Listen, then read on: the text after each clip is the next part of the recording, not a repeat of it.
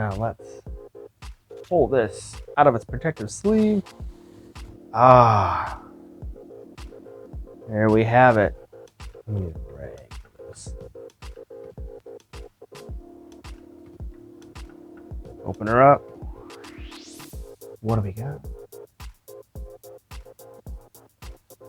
So as I mentioned, this is the Aorus17x with the manufacture date of July of 2020.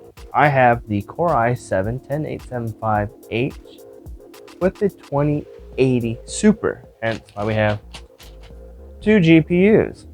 The main feature of this laptop is the mechanical keyboard that we have sitting right here with per key RGB lighting. It's using on-RON switches, and they have a nice clickety clackety feel to them. The key spacing looks normal, at least to me. I mean, keyboards are very subjective, so I can't really say what it's like to type on one. It does have per key RGB lighting that you can set up in the Gigabyte control software.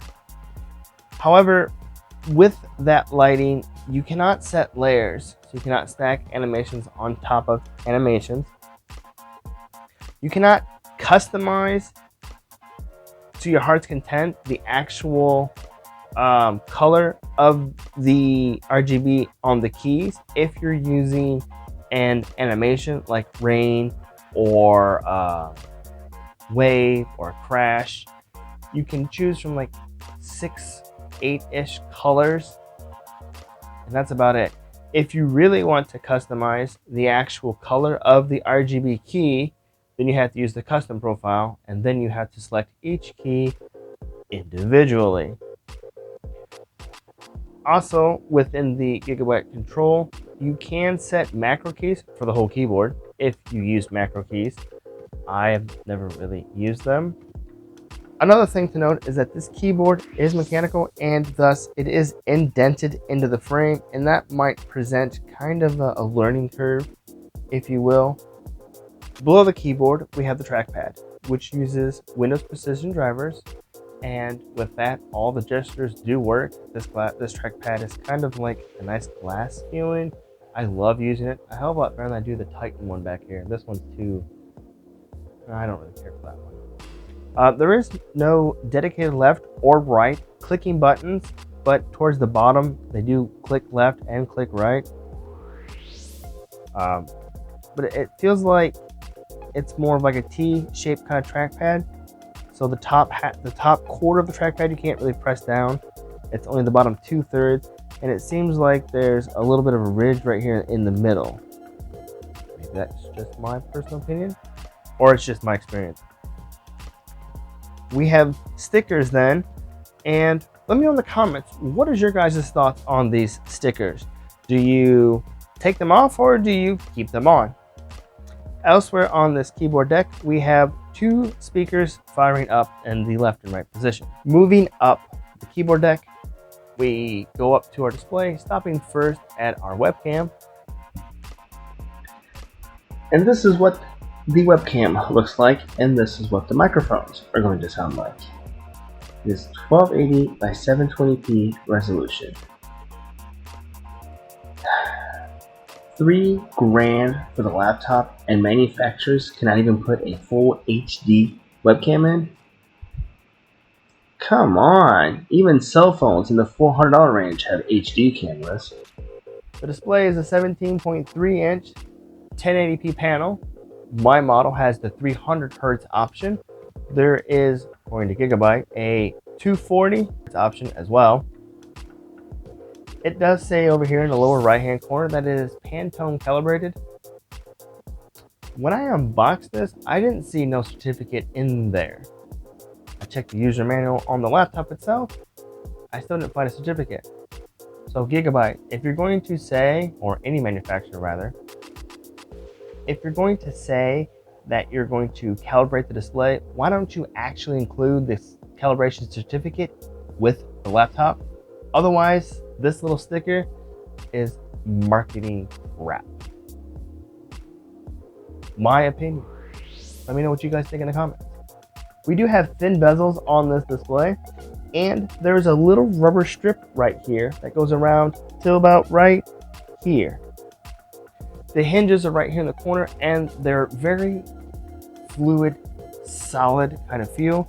You can pretty much put the screen wherever you want it, and it won't really close. But what it does, it has a nice little seal to it.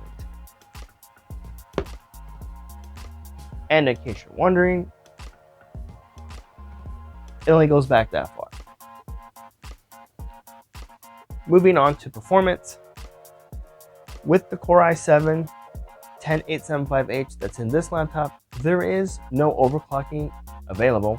However, using XDU, you can undervolt the CPU. In Gigabyte's Control Center, you do have options to change the performance of the CPU, but all they do is just change the power envelope of the CPU. They don't actually overclock that CPU. Further down, below that CPU option, you have the GPU option. Now this is maximum and turbo, and in my use so far, I have not seen a difference between either one of those two options. Maybe I could be wrong, but it's probably just a placebo button. However, in MSI's Afterburner, you can, in theory, overclock this GPU 1000 megahertz on the core, and I think 1500 megahertz on the memory. I kind of want to see if we can do that. I have to wait till winter though. Moving on with the GPU, I ran GPU-Z, and I noticed that this GPU's base and boost clock matches Nvidia's spec for the 150 watt version. Confused because we got two power bricks here. This should be max performance. I reached out to Gigabyte and I got two different responses. The first one said that this laptop has a 200 watt version in it. Okay. The second response merely claimed that Nvidia only has two variants of the GPUs, Max Q and Max Performance. However, when I was gaming with Monster Hunter World, my GPU was pushing, I believe, 1800 megahertz. So it's got some pretty good performance there. As far as thermals go, this is a very thin kind of laptop compared to this MSI laptop that I have behind me. The fans get loud when it's under load. We're talking 6,000 RPM loud, which is faster than the Titan behind me spins its fans. There is fan profiles that you can control in Gigabyte's Control Center. You have a custom fan profile, which gives you 14 points of granular control. You then have quiet, and as you can see, it's a very small curve. You have normal, and you have gaming. And then below all those, you have another customized tab where you have auto and you have fixed. And in my experience so far, I use this option the most because it stops the laptop from ramping the fans up and ramping the fans down and up and down. I can put it on the fixed position and leave them at like 40%. I believe that's 40, or that number is a percentage of the fan speed. So I usually set it to 40 and be done with it, even while I'm gaming. If you want max fan speeds, you can hit the function and escape key, and the fans will get up to their full speed. We have 5 heat pipes. 2 of them are shared. The GPU has 2 heat pipes to itself, and the CPU has 1 heat pipe to itself. They both share a vapor chamber. And so far, thermally, she gets hot, but I've not experienced any thermal throttling as of yet. To access this, underneath, I love how Gigabyte has its little bird design as their heat intake. I think it's pretty cool. You're going to remove 14 T6 screws. They are all the same size. Keep in mind the front 2 screws have a little black sticker on them.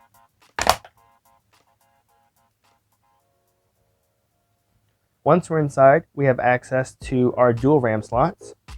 These are populated with 16 gig DIMMs. So I have 32 gigs sitting right here. And the Gigabyte Control Center said that these are operating at 2933 megahertz, but as you can see right here on the label, they are 3200 megahertz speed. Right here, you have your 2 M.2 drives. The top one is populated. Mine has a 1 terabyte NVMe drive in it. The bottom one is NVMe or SATA M.2 drive. You have over here your SATA hard drive. Mine is populated with a 2 terabyte hard drive. And here is the heatsink array. So here's your vapor chamber. And here's your heat pipes. So we have one that's shared. And then you have the CPU, the 10875H has its own, which goes through 2 heat sinks. The GPU has 2 heat pipes as well. Only one of them goes through both sides. The other one stops right here. And they also have a shared heat pipe that stops here. And they have a shared VRAM heat pipe as well. Wi-Fi is Wi-Fi 6 with Bluetooth 5, and there's your Wi-Fi card. Battery is 62 milliamp hours, 94 watt hours. Food for thought, a Galaxy S10 Plus has a 4200 milliamp hour battery. This is a 6200 milliamp hour battery. Intriguing. Oh, that's cool. There is thermal pads on the DC injects. And if you look, see the indent on the thermal pad matches the indent on the frame. So I wonder if that's like some kind of a thermal cooling right there. So to wrap this up, oh yeah, I forgot to do ports. For I/O, we've got 2 USB-C 3.2 Gen 1 ports. Although what's interesting is the first one is DisplayPort 1.4. The second one is Thunderbolt 3, and I thought Thunderbolt 3 supported USB 3 Gen 2. At least I thought it did. You have a USB 3 Type A. I believe it's 3.2 Gen 1. And then you have dedicated microphone and headphone ports. There is ESS Sabre high-res audio on board, so this should be able to power your higher-end headphones.